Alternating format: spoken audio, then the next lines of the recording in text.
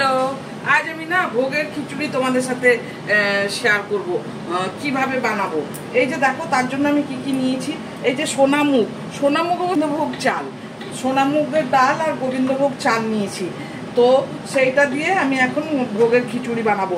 তো খিচুড়িটা বানানোর জন্য আমি কি করেছি দেখো, আধা ঘন্টা হবে ওই চালটা ডালটা ভালো করে কাপড়ে মুছে নিয়েছি। তারপর না ভালো করে ঘি মাখিয়ে এই যে রেখেছি। এটা টেস্ট হবে, ঘিটা মাখিয়ে রেখেছি। চালটা ডালটা কিন্তু আমি ধুইনি, ভালো করে বেছে পরিষ্কার করে নিয়েছি।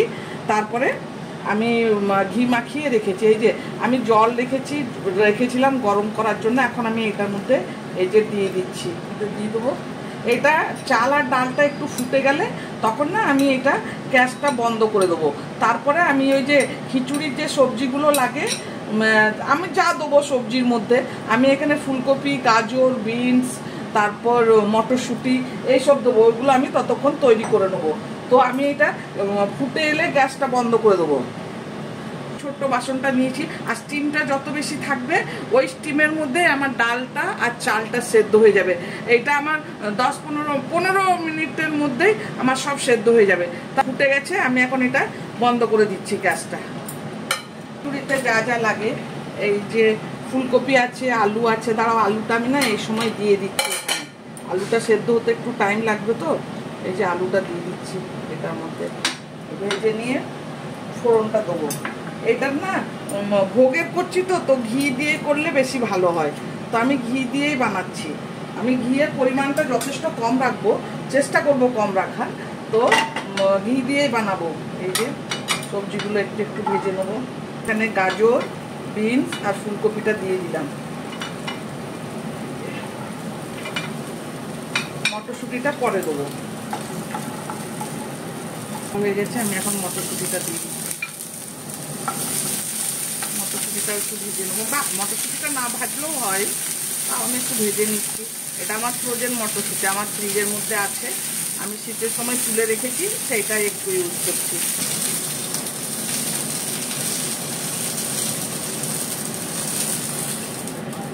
এরপর আমি মশলাটা বানিয়ে নেব। আবার আমি একটু ঘি দিচ্ছি, টমেটোটা দিয়ে দিচ্ছি।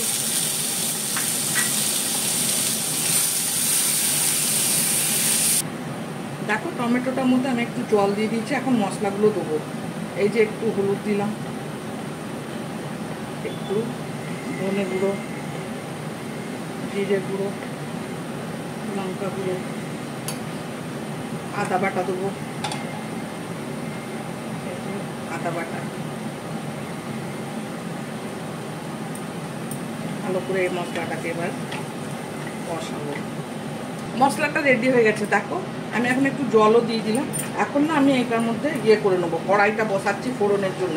কেন, আমার ওই যে খিচুড়ি যেটা বসিয়েছি ছোট পাত্রতে বসিয়েছি না, ওটা একটু খোলা হবে। তাই এখন আমি এই যে বড় কড়াইটা ফোড়ন দেবো, তারপর ওইটা ঢেলে দেবো এটার মধ্যে। আর মশলাটা দেবো, ফুটিয়ে নিলেই আমার নুন মিষ্টি দিলে হয়ে যাবে। ঘিটা দিচ্ছি তো, তাই পরিমাণে কম দিচ্ছি। এই যে মশলাও দিতে পারো। আমি গরম মশলাটা এখন দেবো না, নামাবার আগে দেবো। এই যে জিরে দিয়ে দিলাম, জিরে একটু বেশি করে দিলাম। এই যে শুকনো লঙ্কা দিলাম দুটো। এবার আমি খিচুড়িটা ঢেলে দিচ্ছি এটার মধ্যে। আচ্ছা, অনেকটা আছে না, ওটা একসাথে ঢালা যাবে না, তাই আমি একটু চামচে করে নিয়ে প্রথমে কম করে দিচ্ছি। দেখো কি সুন্দর সেদ্ধ হয়ে গেছে, দেখেছো?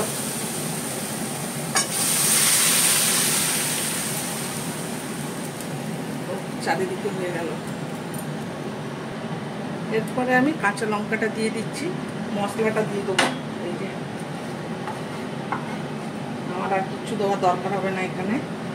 আমি গরম জল রেখেছি গ্যাসের মধ্যে, এটা দিয়ে দেবো। জল তো একটু লাগবে, কেননা এটা তো বসে যাবে, তাই দিয়ে দিচ্ছি জল। কি সুন্দর হয়ে গেছে সব সেদ্ধ। দেখো কালারটা কেমন এসেছে, দেখো।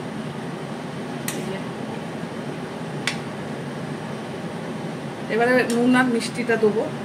এই যে নুন দিয়ে দিচ্ছি। আর ভোগের খিচুড়ি যেহেতু সেহেতু একটু মিষ্টি মিষ্টি হবে, তাহলে চিনিটাও একটু সেই মতো পরিমাণ মতো দিতে হবে। এই যে চিনি দিলাম। ফুটে আসলে আমার খিচুড়ি রেডি।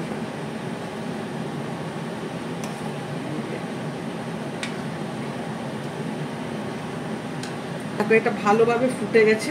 এখন আমি একটু কিশমিশ দিয়ে দিচ্ছি, চাইলে তোমরা কাজু টাজুও দিতে পারো। খিচুড়ি একদম রেডি। এটা না এক টেনে যাবে, একটু যখনই ঠান্ডা হবে তখন এটা টেনে যাবে। তাই এখন আমি এটাকে গ্যাসটা বন্ধ করে ঢেকে দেবো কিছুক্ষণের জন্য। 15-20 মিনিট আমি যখন ঢেকে দেবো তখন এটা একদম একটু ঠান্ডা হয়ে যাবে, তো এটা একটু টেনে যাবে। এখন আমি এটার মধ্যে দিচ্ছি অল্প একটু গরম মশলা, আর দিচ্ছি এই যে একটু স্পেশাল ঘি। স্পেশাল ঘি মিন্স ঘরে বানানো। এই যে এরপরে ঢেকে দেবো। ঘি দেওয়া প্রথমেই হয়েছে, এখন আর দেবো না। এই যে ভালো করে ঢেকে দিচ্ছি। 15-20 মিনিট পর ফিরে এসে তোমাদের দেখাবো। সোনামুগের ডাল আর গোবিন্দভোগ চাল দিয়ে ভোগের খিচুড়ি বানালাম। তোমাদের নিজেদের পছন্দ মতো তরকারি করে ভগবানকে নিবেদন করো।